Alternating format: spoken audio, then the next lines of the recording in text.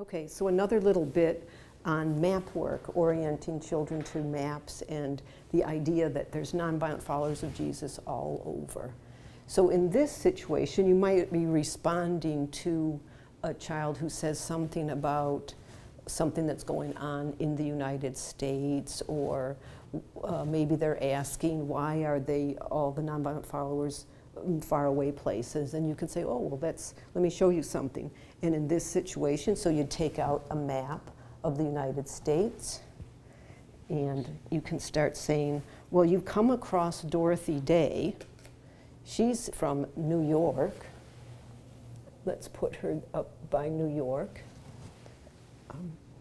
There's a man named Adin Ballou. That's Dorothy Day's label card.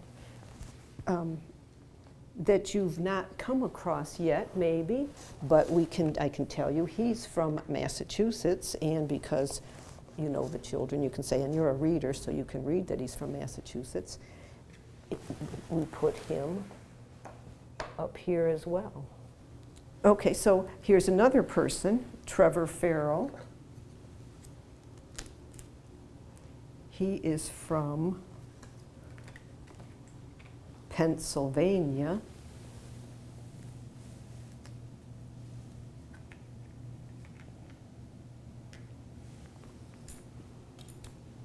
We'll put a pointer out towards Pennsylvania. You can put a pointer out towards Massachusetts.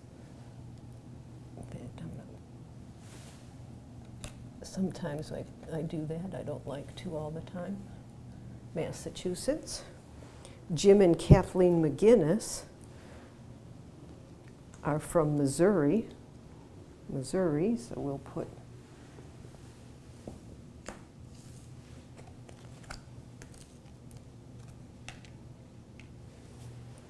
Father Emmanuel McCarthy is from Massachusetts, not far from where Adin Ballou lived. In fact, you can visit Adin Ballou's town. You hear about that a little bit in his biography or on his website, in Friends of Adin Ballou. And this is Father George Zabelka. Maybe you've come across him. Maybe the children have come across him, maybe not. We'll put him towards Michigan. He's from Michigan. So whether the children have been exposed to the people or not, they can still enter into the map work and let that be the bounce off into more information about each of the individuals, and that whole big piece of there's nonviolent followers all over, lots of different places. You might also then put out this label, Nonviolent Followers of Jesus in the United States.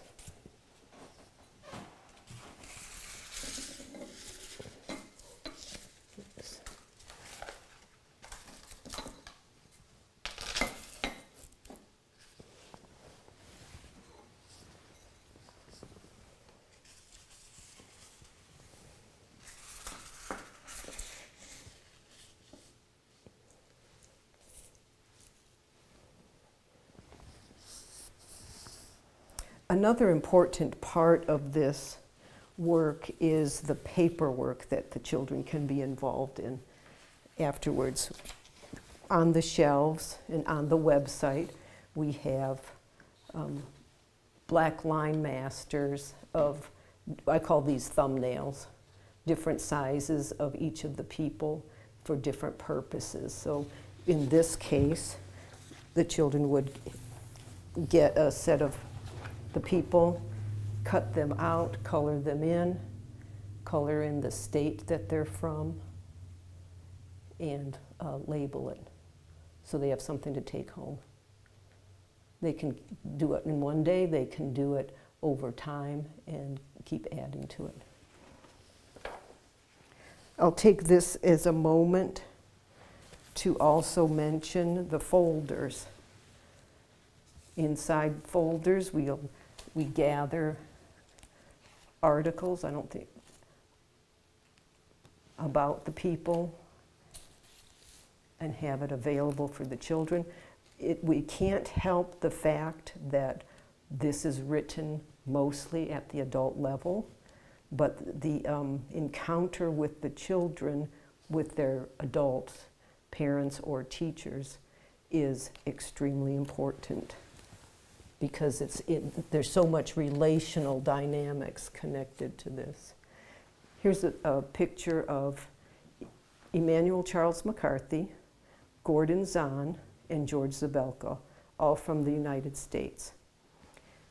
During World War II, Gordon Zahn was a conscientious objector. He refused to go to war.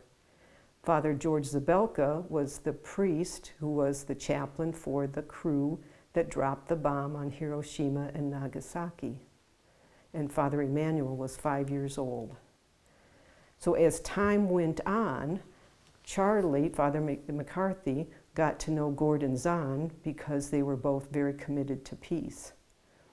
George Zabelka, we know from his story that he had a worm squirming in his stomach after he was with the pilots who had dropped the bombs, and he heard what the pilots had to say.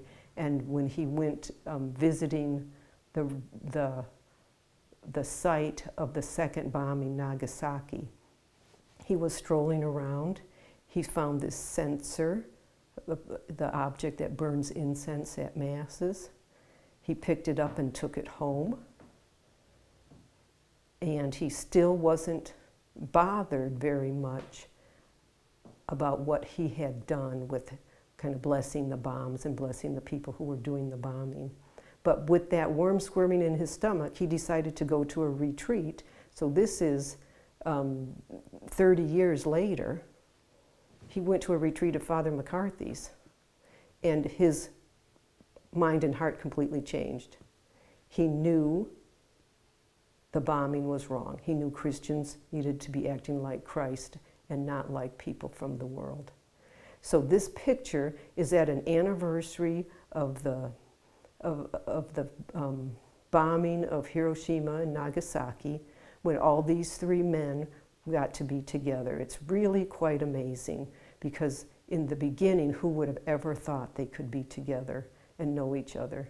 But they're all committed. These two were committed very early in their lives, and Father George Zabelka became committed to the nonviolent way of Jesus. So really a wonderful wonderful picture. Things like this can be put in the folders so that you can talk to the children about them and repeat the story, because we can always have deeper and fuller understandings of the implications of what's going on. So in this clip, we saw the map of the United States. We realized that there's people throughout the United States who are committed to the nonviolence. We saw the folders, and we saw the paper map work that the children can be involved in.